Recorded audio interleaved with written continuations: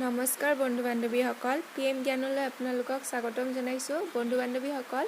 আমি আসাম ডাইৰেক্ট ৰিক্ৰুটমেন্টৰ কাৰণে social সায়েন্সৰ important টপিকসমূহ discuss কৰি আছো আৰু আজি আমি ক্লাস 6ৰ সোশ্যাল সায়েন্সৰ ফাৰ্স্ট চেপ্টাৰটোৰ MCQ সমূহ ডিসকাস কৰিম ক্লাস 6ৰ সোশ্যাল সায়েন্সৰ ফাৰ্স্ট চেপ্টাৰটোৰ নাম হৈছে ৰজগতত আমাৰ পৃথিৱী তেনেহলে আহক অলপো পলম নকৰি আজিৰ এই ভিডিঅ'টি আৰম্ভ কৰো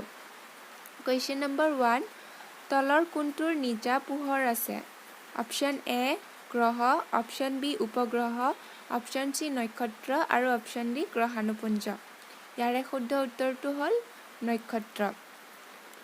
নক্ষত্ৰবোৰৰ নিজা পোহৰ আছে আনহাতে গ্ৰহ উপগ্ৰহ আৰু গ্ৰহাণুপুঞ্জসমূহৰ নিজা পোহৰ নাই নক্ষত্ৰৰ এটা উদাহৰণ হৈছে সূৰ্যৰ নিজা পোহৰ আছে কোৱেশ্চন নম্বৰ 2 সূৰ্যৰ ওপৰ অংশৰ উত্তাপ প্ৰায় option A 4000 degree celsius option B 5000 degree celsius option C 6000 degree celsius আৰু অপশন ডি 7000 ডিগ্ৰী সেলসিয়াস ইয়াৰে শুদ্ধ উত্তৰটো হ'ব option C 6000 degree celsius question number 3 আমাৰ সৌৰজগতত থকা গ্ৰহৰ সংখ্যা হৈছে ইয়াৰে অপশনত আছে অপশন এ 8টা অপশন বি 9টা অপশন সি 10টা আৰু অপশন ডি 11টা ইয়াৰে শুদ্ধ উত্তৰটো হ'ব অপশন এ 8টা আৰু সেই 8টা গ্ৰহ হৈছে ক্ৰমে বুধ শুক্ৰ পৃথিৱী মংগল বৃহস্পতি শনি ইউৰেনাছ আৰু নেপচুন এই 8টা গ্ৰহই সূৰ্য কেন্দ্ৰ কৰি নিজ নিজ কক্ষপথত ঘূৰি থাকে কোৱেশ্চন নম্বৰ 4 সূৰ্যৰ আটাইতকৈ নিকটৱৰ্তী গ্ৰহটোৰ নাম হ'ল অৰ্থাৎ সূৰ্যৰ আটাইতকৈ ওচৰত থকা গ্ৰহটোৰ নাম হ'ল অপশন এ শুক্ৰ অপশন বি বুধ অপশন সি পৃথিৱী আৰু অপশন ডি মংগল ইয়াৰে শুদ্ধ উত্তৰটো হ'ব অপশন বি বুধ কোৱেশ্চন নম্বৰ 5 সূৰ্যৰ পৰা দূৰত্ব অনুসাৰে পৃথিৱীৰ স্থান কিমান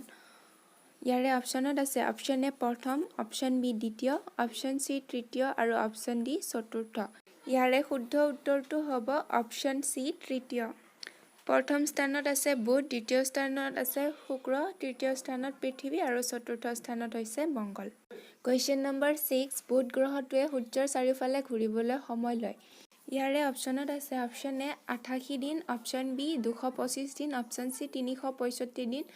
আৰু অপশন ডি 687 দিন ইয়াৰে শুদ্ধ উত্তৰটো হ'ব অপশন এ 88 দিন আৰু আমাৰ পৃথিৱীয়ে সূৰ্যৰ চাৰিওফালে ঘূৰিবলৈ সময় লয় 365 দিন কোৱেশ্চন নম্বৰ 7 পৃথিৱীৰ উপগ্ৰহৰ সংখ্যা অপশন এ 1টা অপশন বি 2টা অপশন সি 3টা আৰু অপশন ডি 4টা ইয়াৰে শুদ্ধ উত্তৰটো হ'ল অপশন এ 1টা পৃথিৱীৰ উপগ্ৰহটো হৈছে চন্দ্ৰ যিটো আমি ৰাতিৰ আকাশত জোনবাই ৰূপে দেখা পাওঁ কোৱেশ্চন নম্বৰ 8 কোনটো গ্ৰহৰ উপগ্ৰহৰ সংখ্যা সৰ্বাধিক ইয়াৰে অপশনত আছে অপশন এ বুধ অপশন বি মংগল অপশন সি বৃহস্পতি আৰু অপশন ডি শনি ইয়াৰে শুদ্ধ উত্তৰটো হ'ব অপশন ডি শনি শনিৰ 30টা উপগ্ৰহ আছে কোৱেশ্চন নম্বৰ 9 সূৰ্যৰ পৰা আটাইতকৈ দূৰত থকা গ্ৰহটোৰ নাম হ'ল ইয়াৰে অপশনত আছে option A Uranus option B Neptune option C শনি অপশন ডি বৃহস্পতি ইয়াৰে শুদ্ধ উত্তৰটো হ'ব option B Neptune question number 10 তলৰ কোনটো গ্ৰহক পৃথিৱীৰ যমজ বুলি কোৱা হয় ইয়াৰে অপশনত আছে অপশন এ শুক্ৰ অপশন বি বুধ অপশন সি বৃহস্পতি আৰু অপশন ডি মংগল ইয়াৰে শুদ্ধ উত্তৰটো হ'ব অপশন এ শুক্ৰ আকাৰ আৰু আকৃতিত পৃথিৱীৰ সৈতে বেছিভাগ সাদৃশ্য থকা হেতুকে শুক্ৰক পৃথিৱীৰ যমজ বুলি কোৱা হয় কোৱেশ্চন নম্বৰ 11 সৌৰজগতৰ বৃহত্তম গ্ৰহটোৰ নাম কি ইয়াৰে অপশনত আছে option A Neptune option B Uranus option C বৃহস্পতি আৰু অপশন ডি শনি ইয়াৰে শুদ্ধ উত্তৰটো হ'ব অপশন সি বৃহস্পতি কোৱেশ্চন নম্বৰ 12 তলৰ কোনটো গ্ৰহক ৰঙা গ্ৰহ বুলি কোৱা হয় অপশন এ শনি option B Neptune option C পৃথিৱী অপশন ডি মংগল ইয়াৰে শুদ্ধ উত্তৰটো হ'ব অপশন ডি মংগল কোৱেশ্চন নম্বৰ 13 তলৰ কোনটো গ্ৰহক পুৱতি ভুটা তৰা অৰ্থাৎ মৰ্নিং ষ্টাৰ আৰু সাজ ভুটা তৰা অৰ্থাৎ ইভিনিং ষ্টাৰ বুলি কোৱা হয় ইয়াৰে অপশনত আছে অপশন এ মংগল অপশন বি শুক্ৰ অপশন সি শনি অপশন ডি বৃহস্পতি ইয়াৰে শুদ্ধ উত্তৰটো হ'ব অপশন বি শুক্ৰ কোৱেশ্চন নম্বৰ 14 তলৰ কোনটো গ্ৰহৰ বাহিৰৰ ফালে আঙুঠি সদৃশ আকৃতি নাই ইয়াৰে অপশনত আছে অপশন এ বৃহস্পতি অপশন বি ইউৰেনাছ অপশন সি নেপচুন আৰু অপশন ডি মংগল ইয়াৰে শুদ্ধ উত্তৰটো হ'ব অপশন ডি মংগল বৃহস্পতি ইউৰেনাছ আৰু নেপচুনৰ বাহিৰেও শনি গ্ৰহৰো বাহিৰৰ ফালে আঙুঠি সদৃশ আকৃতি আছে আৰু শনি গ্ৰহৰ আঙুঠি সদৃশ আকৃতিৰ সৌন্দৰ্য আটাইতকৈ বেছি গতিকে বাহিৰৰ ফালে আঙুঠি সদৃশ আকৃতি থকা গ্ৰহৰ সংখ্যা 4টা আৰু সেই 4টা হৈছে বৃহস্পতি ইউৰেনাছ নেপচুন আৰু শনি কুৱেশ্যন নম্বৰ 15 গ্ৰহাণুপুঞ্জবোৰৰ অৱস্থান হ'ল